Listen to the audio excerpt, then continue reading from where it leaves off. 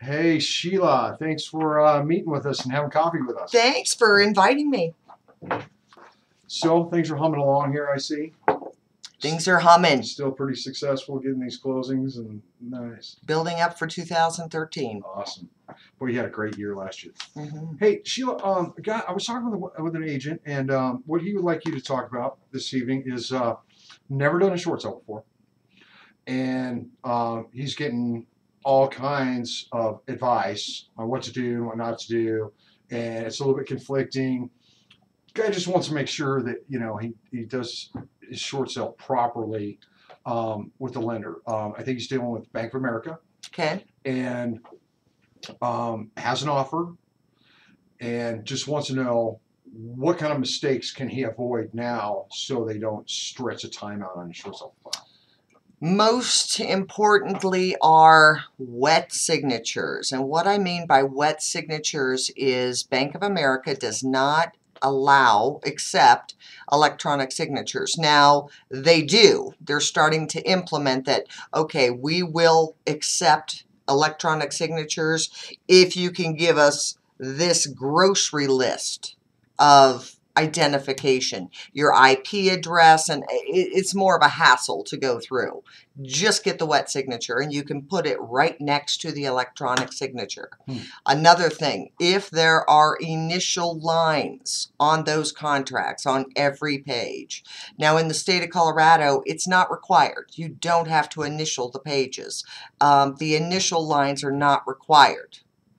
But there are other states that the initial lines are required. Okay. So if wet signatures are required by your short sale lender, which right now is Wells Fargo and Bank of America, make sure your initials are wet initials as well. Also, the contract cannot be assignable. Short sale lenders do not want to see that this contract is assignable. The contract is buyer specific. The short sale approval is buyer specific. So if that buyer changes in the process of that short sale, you've got to stop and you've got to go back to the beginning. So it's not assignable. You've got to cancel this contract and start over. Because to them, that's a great way to try to flip the property, where you bring in a straw buyer and you as a buyer, or you're trying to go out there and find another buyer to come to the, no. It has to be the actual buyer on that contract. Day one, obviously You cannot, the highest price. right, Okay. you cannot assign that contract. Gotcha. In a regular transaction, you can do all of that stuff. Electronic signatures, no initials, whatever. But when you're dealing with a financial institution, they're going to be so anal about that contract that you want to make sure that it's as clean as possible, because they're going to stop the process. They're going to reject your contract if there's anything that's out of place. Electronic signatures, you've got only the buyer's initials on the contract, not the seller's. If there are initials, you need to make sure that everybody initials it, buyer and seller, and all buyers, all sellers. You can't just have one initial for the buyer and no initials for the seller. So if we're in the state of Colorado and they don't require initial lines, don't put them on your contract. Don't produce that contract to show initial lines on there. And they're blank. Yeah, okay. So if there are no initials, they're not going to require them. If there are initial lines, they're going to require them. Interesting. Also, additional provisions, the verbiage that you should just automatically put into a short sale. The short sale addendum has it in there, but it's not specific. Okay, it's kind of generalized. That the buyer acknowledges that this property is being sold as is. And that's very important, because a lot of times the lenders are going to require an amend extend to the contract to add that verbiage. Also, that the buyer agrees not to sell the property for 90 days after the sale, after the closing of this short sale. A lot of lenders, and I think even HAFA, Treasury Department, has reduce that down to 30 days. But if you as a buyer, you're buying it to owner occupy, I would just automatically put in 90 days. That's interesting. So let me ask you something.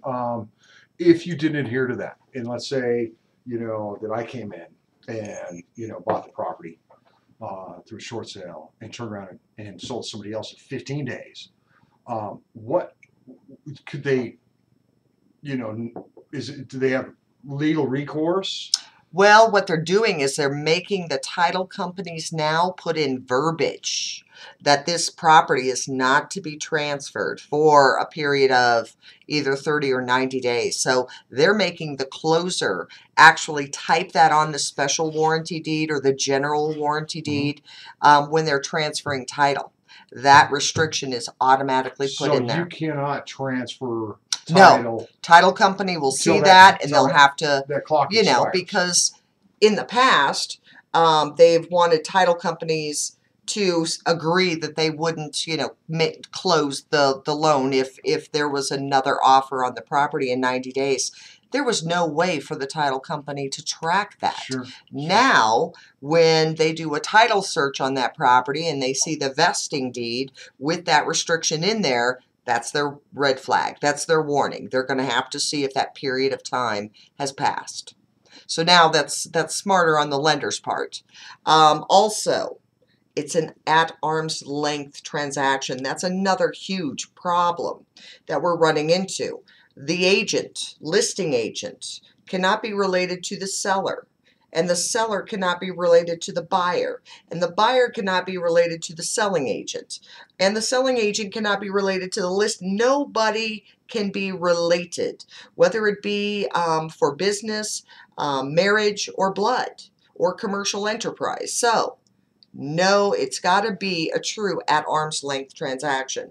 If it is not, and you sign that affidavit stating that it is, and the lender does their auditing and they find out that there was misrepresentation, whoever misrepresented, they can go after them for the full loss to the lender. Wow. And that's huge. That could be the whole deficiency? Oh my, yes, the whole Plus deficiency. attorney's fees. And, oh, wow. That could be So, enormous. That affidavit is huge, and you need to make sure, because I've got listing agent that is related to the sellers, or I have a grandmother that wanted to list her granddaughter's property.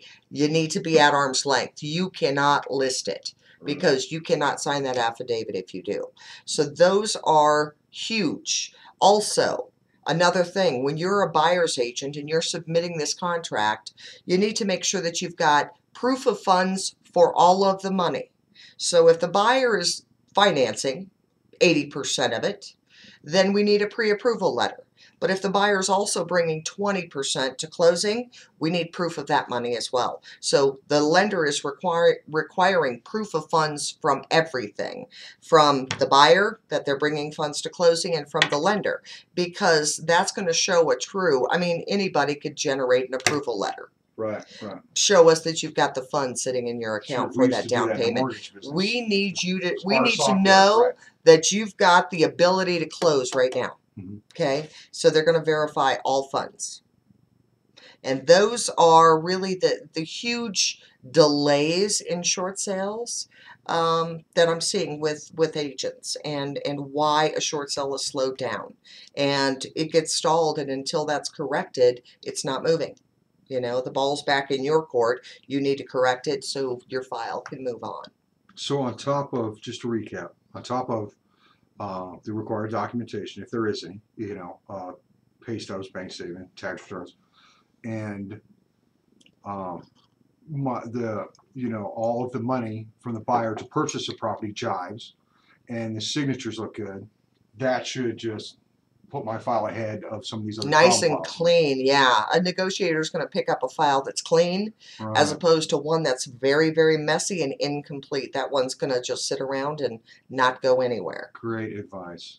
Thank you so much for your time, Sheila. Hey, you're welcome. You guys have a great weekend, and we will see you next Friday. We're running out of stuff to talk about, so we would love some questions. We need more questions. More questions. Definitely need that. Bye, guys.